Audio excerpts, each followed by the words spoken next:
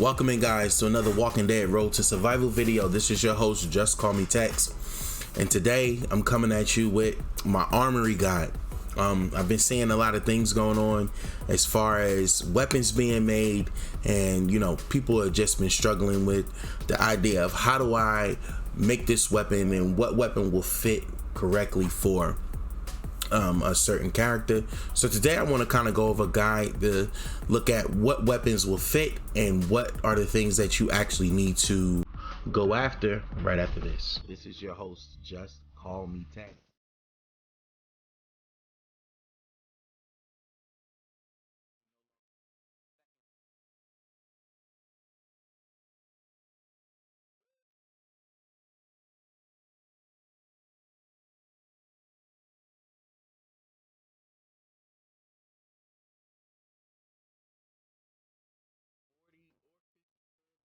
How this works.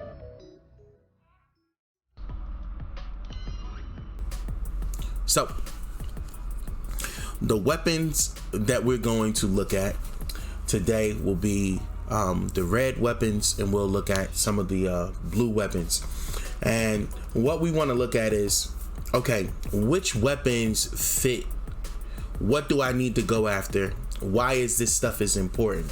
So we're gonna go ahead and go to the armory and go ahead and look at this. As you can see, I already have two armories cooking. All right, but we kind of want to look at the weapon research.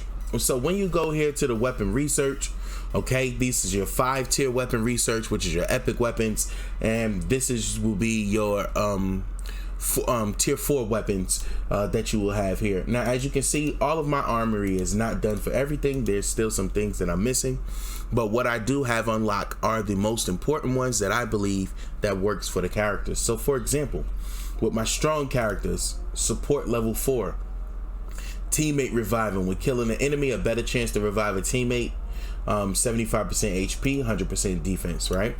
Then we have Slayer tier 4 unlocked. So this is healing stun. Now, healing stun is one of the best tier 4 weapons that you can be able to craft.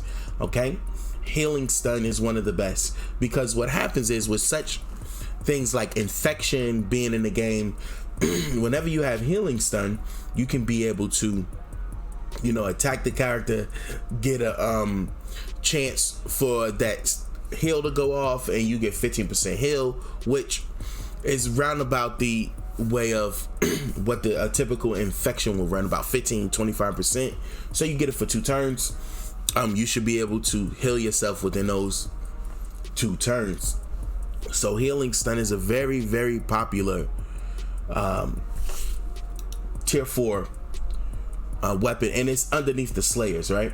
So typically I have the Slayers and I have the support for my green Toons. Now we can go here and look at what Raider is. When being attacked, a chance to call 50%, negative 50% AP. I don't see this too much out there in the battlefield. I typically see the healing stun. And for the defender, defense and attack down, I rarely ever see that at all either too. So the typical ones that you will see out there for Slayer is the healing stun and that teammate revive. Underneath alert, we'll go ahead and look at alert, which is splash damage. Splash damage, it's not as good as it can be. There are ways to be able to improve it, but splash damage is just not as good as it can be. Now, for Raider, you'll see a lot of AP down, and you'll see a ton of focus stun. Okay, focus stun, when being attacked, a better chance to stun the enemy and get focused for 2 turns. So these are the ones that you want to try to aim for when you're building the first part of your red weapons. Now, when we go over to the tough schematic, I'm gonna go into the tough. What you'll see is that when we go to the tier 4 for the tough characters, if I go to a weapon here, we want to look at what it is that we can be able to craft with the tier 4 here with the tough, right?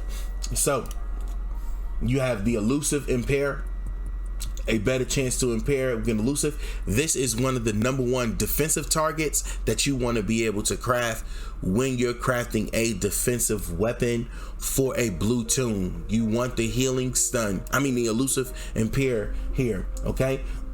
Next, we have double attack crit up. Now, this has become very popular with characters such as Magna, characters such as Princess. They can definitely benefit from this double attack up and crit up, okay? But with camouflage in the game, things of that nature, the double attack crit up may not be as effective, but everybody doesn't have those characters, so this is another really good one that you want to use. This is underneath the Slayers tab here. Now, bonus attack for blue toons. You can give your blue toons 20% attack, and that blue toon who's holding this weapon will also get 20% AP. Okay, if you are building a turn 1 team, which I recommend everybody build, okay, instead of going with the double attack, I recommend going with the 20% AP and Rampage, and we'll talk about that when we get to the tier 5 part, right? So, and then you have impair AP down. This is another defensive stat where you want to do the impair and the AP down for your defensive characters if you're building them that way. Now, let's go ahead and look at the yellow toons and see what it is that they have here. Now, one thing I will say about the yellow fast toons, there's not too much there to help them with attacks. Okay, that's something that multiple Road to Survivor content creators have said. There definitely needs to be something better here to help with the attacks for these yellow toons. So we got fast healing, right? Up to 2 teammates gets the fast healing. I went to the special one. So let's go here. I thought I had it up there, but let's go here. So if we're looking at this tier 4 yellow toon, it's just not much here for them as far as attack. So what you'll have here is leech life when attacking, a better chance to gain 120% by the damage being done. Then we have bonus AP. So this is typically one of the number 1 tier 4 stars traits that are given to the yellow toons, which is the bonus AP and the bonus HP, 8% at the beginning of each wave. If you're building a attack team turn 1, this will definitely work and benefit. Most of my yellow toons have this on them, on the weapons, right? Now, party healing, I rarely ever see this, but you heal all team members 40% at the beginning of each wave. If this was per turn, this would definitely be really good, but since it's at the beginning of each wave, you typically get healed at the beginning of a match, and it's pointless. So now, when you're building a defensive toon, yellow toon, this impenetrable defense and 20% slow is a great way to go. So you'll see this quite a bit on yellow defensive toons. Now, when we go to the tier 4 and you tier 5 your weapon, okay, so we have some tier 5 weapons here. We're just going to look at a couple of my weapons and how I have them built. What you'll see here is I kept this as an attack toon. This was a weapon that you could get from Barker from the season store. But let's go ahead and look at Jacki's weapon, okay? In Jacki's 3rd slot here, I kept her 75% chance to stun, and what I did was I put fast healing. Now, this could be impenetrable defense, but with infection being one of the metas at the moment, you want to definitely be able to heal as fast as possible, so you can put this fast healing on her weapon, right?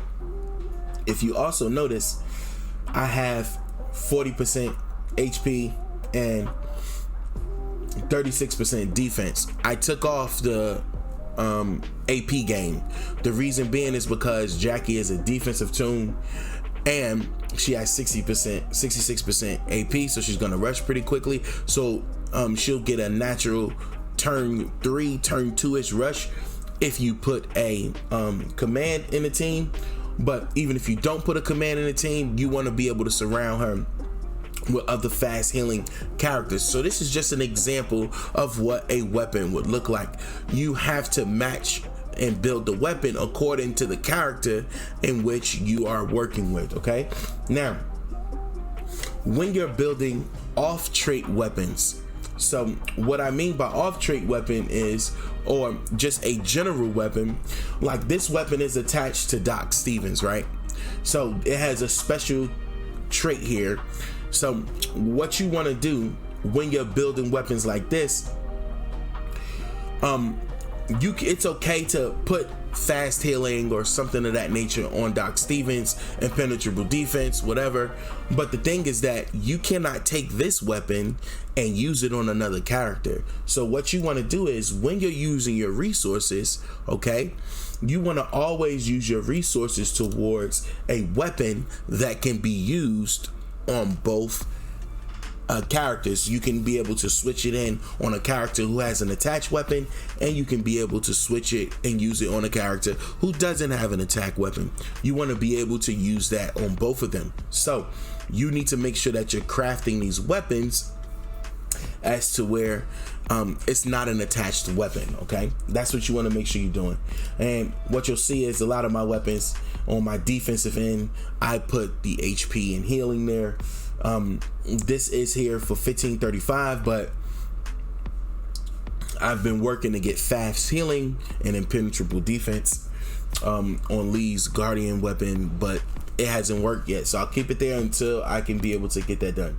Okay, now you don't want to go around wasting armory tokens. All right, it's a premium in the game, so you don't want to go around wasting it. Right now, when we get to certain characters, okay, certain characters will benefit from certain aspects. So for example, this here is Noor's weapon.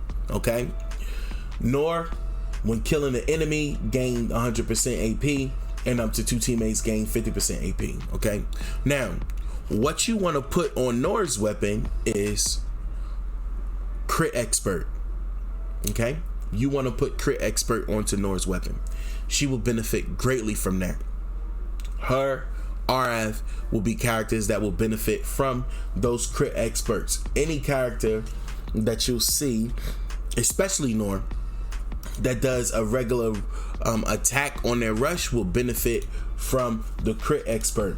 So let's go ahead and look at the tough weapons, and what you'll see here is with the tough weapons, I have 1535 elusive impaired. This was the Marcus Thompson that we got a little while ago.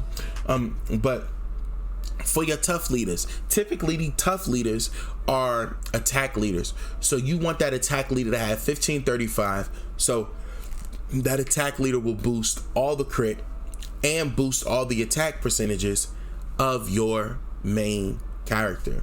Of all your characters that are on the team, and your main character as well. Also too, when you're crafting, once again, I have a double attack weapon with Rampage, and as you notice, this is Maggie's destructive assault rifle. Looks very beautiful here, platinum weapon, but it is a non-attached weapon. You don't want to put this directly onto a Priya weapon. The reason why is because if another toon comes into the game that has the basic attack like Priya does, or Magna, right, you don't want that weapon being attached to Priya because you think you can't use it on this other toon that could be stronger, right? You don't want that. So you want to make sure that you're crafting weapons like these on detachable weapons so that you can be able to use them with multiple characters. Now, this weapon here will not benefit somebody like Beta. Why? Because Beta has just a regular rush. He doesn't have a multi-rush that does basic attack hits. So let's go ahead and look at that before we come back to the weapons. So if we go here, we go to beta, right? We see that beta rush. This character and up to one other teammate recover from all penalties, deal 1200 damage to up to 2 enemies. Okay, he doesn't have a multi-attack rush, so I would not want to put a Rampage weapon on beta. Doesn't make sense. Beta would benefit from a 1535, and that's what I'm currently working on crafting him now. So that's what he will work very well with. Now, on the other hand, Priya, right, deal 3 attacks of 275 damage. That's 825 damage total. Now, Priya is still one of the great and best characters in the game, but what you see is these are basic attacks. So by her doing these basic attacks, she will benefit from the double attack and the Rampage. Okay, so we have that there with Priya. Now, if we go ahead and we look at Magna, and I only have Magna as a 6-star, let's look at Magna's rush. Deal 2 attacks of 550 damage, 1100 total to 1 enemy. Now, Magna would benefit from Rampage. Okay, now what you have is she has an attached weapon.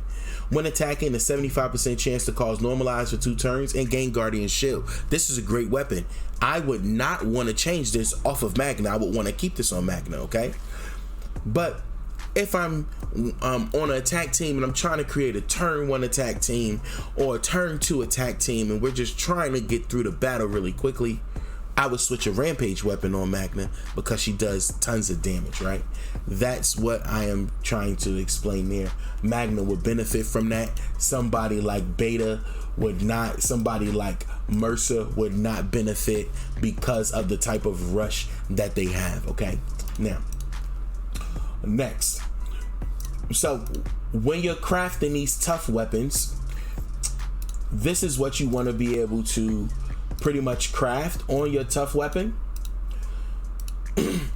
Once you have tier 5 your weapon, okay, so we have some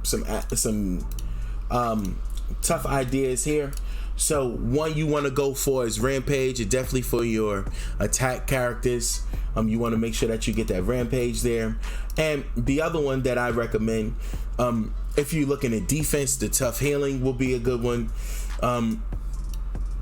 And on offense too, somebody like Beta would benefit from 1535 crit up, and it works for all adjacent characters. So this is what you would want to craft on a weapon for, let's say, somebody like Beta. But if I'm looking at Priya and it's a detached weapon, I'm gonna craft something like Rampage because it's gonna help and it's gonna benefit her. Right now, we have that there.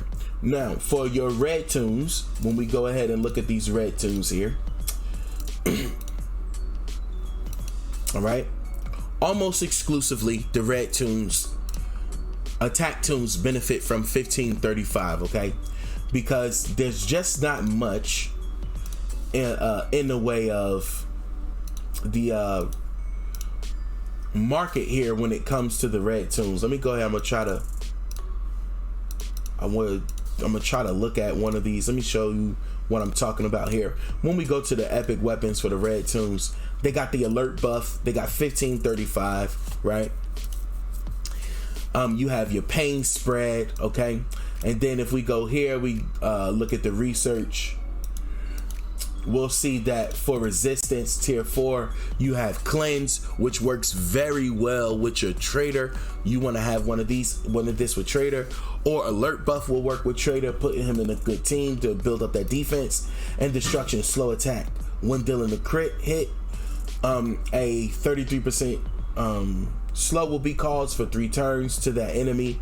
Now this is okay. Now this increased basic attack damage for 20% and basic attack Noor's defensive bonuses. So this would be something that would kind of benefit your red Toons, but it's just not much there as I see on the offensive end, whereas blue Toons have Rampage, things of that nature, you know. So there's ways to like really be strong with the blue Toons. Now what I what I see in the game is, how do you counter that when you don't have really strong attack weapons? If you look at a lot of the red attack toons, they have a high attack percentage. Christmas Governor is one of those examples, right? They deal a ton more of damage, right? So that's one way to combat that. Now, with your strong toons, when you get to this tier here, strong attacks is the way you want to go for your strong toons. Okay, you need to put this on a weapon. They'll get 10% attack for each strong toon that's on the team. So you want to try to run at least 1 or 2 of these, and those strong toons are going to do a ton of damage, especially if you have Alpha and you have Michonne and you have Brutus. They're going to do a ton of damage. Now, what I will say on a defensive end, when it comes to the strong toons, there's a lot of great crafting methods that you can use. Stonewall is one of them, where your defense won't be reduced, and Ransack is a great one to put on your defensive toons, so you can steal those positive effects from the offensive enemy. So this is what you would want to do when you have green toons and you're doing a tier after you have tier 5 the weapon and you're doing a tier 4 upgrade. That's what you want to be able to do there. Now, this guy here is just to be able to help you along as you start crafting and building your weapons. Some other things is, you don't want to waste your resources. Make sure that when you're crafting a weapon, you're not trying to craft multiple weapons at one time. You want to kind of focus in on one specific trait on the weapon and work on getting that, right? You want to try that a couple times. If you don't get that trait, then make sure that you have another weapon to the side that's built, and you want to try for a different trait. Sometimes it works to where one trait's not working, you'll get a pop on another one. You know, it's just it is a little bit of RNG involved, but what could we say? You'll get that chance, and it will actually work out for you. So this is just something that I would like to give to you so that you can be able to know. Now, one last thing too, when you're getting ready to make a weapon, all right, please make sure that you are not tiering 5 in a weapon before it is complete. So for example, if I go back into my weapons here, right, and we just scroll down here, let's say this is this weapon hasn't been upgraded. I'm not gonna upgrade this weapon to tier 5 before I use up these 3 tiers first. Okay, never do that. Okay, that is just a waste of armory tokens, and armory tokens are a premium in the game and they are hard to come by. You do not want to waste armory tokens. Now, once you have tiered up all of these, then you want to be able to go ahead and upgrade your weapon. All right, typically when you're upgrading and tiering your weapons, what you want to do is you want to just I would raise the HP up. Or change this to attack, since Abel's an attack toon, raise the attack up and then tier it, if we were doing that, for example. Okay, so that's the last little bit of information that I want to be able to leave you with. Okay, thank you guys for tuning in, for watching the video. I appreciate the support. We are now over 500 subscribers. We are pushing towards 600. I just want to thank you guys for all the love and support. Hit that like, subscribe, notification bell. This is your host, JustCMTexx. Peace.